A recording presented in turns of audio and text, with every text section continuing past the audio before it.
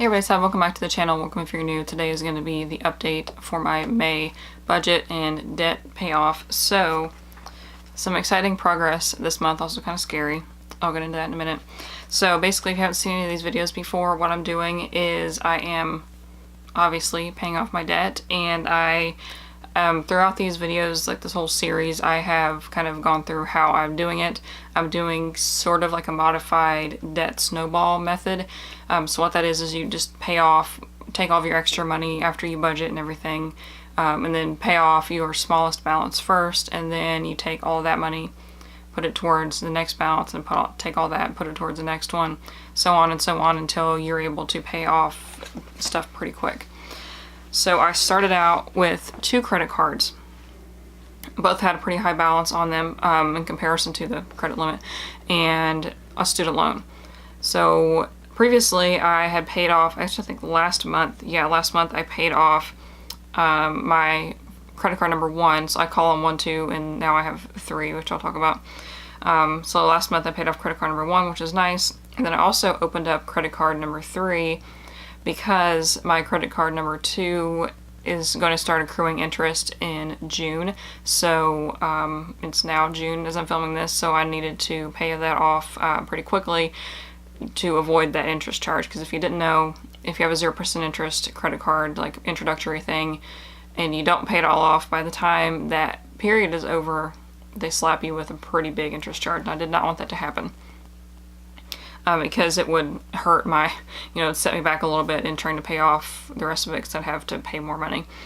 So what I did, I unfortunately did not get approved for enough on that new card to completely pay off the other card. So this month I busted my butt, tried to pay off as much of it as I could, and then what I ended up doing was taking money from my savings and just paying it off, because it was kind of pointless to be in debt and have money in savings, because it's like you don't really have the money in savings if you're in debt, So I bit the bullet, paid off credit card number 2 completely, so now I just have whatever I transferred from that card to number 3.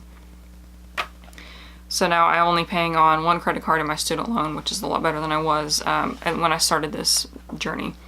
So I do have a monthly tracking sheet. I do recommend that if you're going to do this. I have a column with just the dates, what each month, and then I have columns for each account. So credit card 1, 2, and 3, and then I have my student loan. And then I also have a column for savings, and then what my debt balance was at the end of that month, what my savings balance was at the end of that month. And then I also calculate my net growth. So basically just a combination of how much I'm paying off and then how much I'm putting in the savings.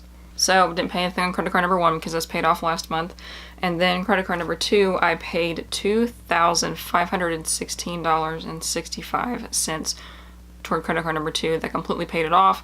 I do have one maybe 2 recurring bills on that for my business, like my P.O. box and for my QuickBooks, so I will have to move those over. I actually did open a second checking account just to keep my business and other income and stuff separate, that way I don't have any confusion in my budget.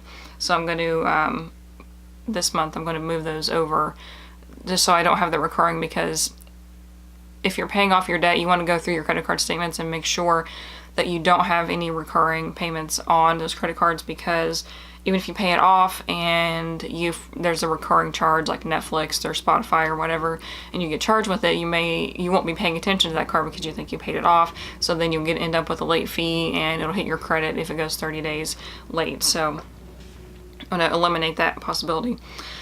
And then credit card number 3, I didn't pay anything this month. I will make a payment early in June just because that's when it started. That's when I'll have to start paying on it basically.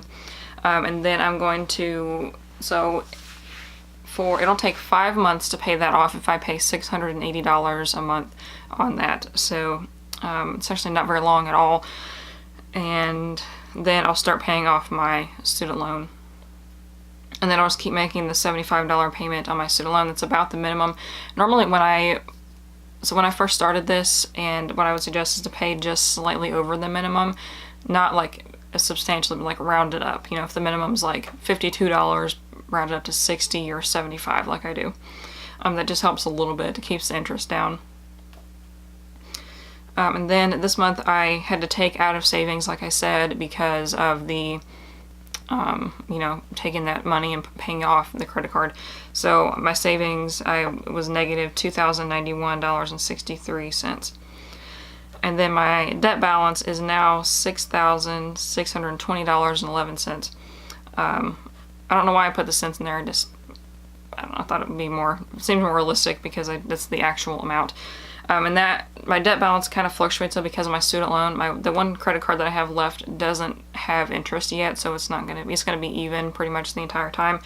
But my student loan is accruing interest, and I also have an app through my bank where it'll round up my debit card purchases and put that toward my student loan. So that's helping actually quite a bit. That's taking care of the interest basically each month. I mean, a little bit more, and then that'll just go up and down with the payments and with the interest and stuff. And then my savings balance as of now is $1,872.82, which will be depleted at the end of this month because that is what I saved for my tattoo. So, talked about that in a previous video, and after this month I'll be able to completely commit to paying off my debt, and then whatever extra I have, putting it towards savings. So my net growth this month, even though I did take a big chunk out of my savings, I did pay off pretty much the same amount and a little bit more in my credit card. So my net growth was still $603.17. So I think that's pretty good for everything that happened this month. So as of now, like I said, it'll be 5 months. So in October should be my last payment on credit card number 3. And then I will start putting all that money towards my student loan and finally paying that off. I did mention this the last time, but I was considering not worrying about my student loan, like just keep making the minimum because it's going to be there forever. But I just want to have it done with and not have to worry about it, especially because I'm going on the RV trip, and van RV, same thing. But I don't want to have to worry about it. That'll be another thing that I have to pay, so I just want to get it knocked out, and then it'll only take me 4 months to pay that off. Like, I didn't even realize that before, but I've paid off about half of it at this point. And I'm thankful that I didn't borrow as much as some other people did. I think I only borrowed about $6,000 or $7,000. So that's not much, but it's still taken me a long time. I graduated in 2014, I think. Or 2015. So it's been 4 years-ish since I've, it's taken me 4 years to pay off half of it, which is a lot, and I only borrowed $6,000 or $7,000. So that is it for this video. I am really happy with my progress, and again, I'm kind of scared because I almost depleted my savings with, what I did. But it's like I've got a clean slate now. It's smooth sailing from here on out, barring any emergencies or anything, but I do still have like emergency fund and all that stuff, so I don't have $0 now, I still have some.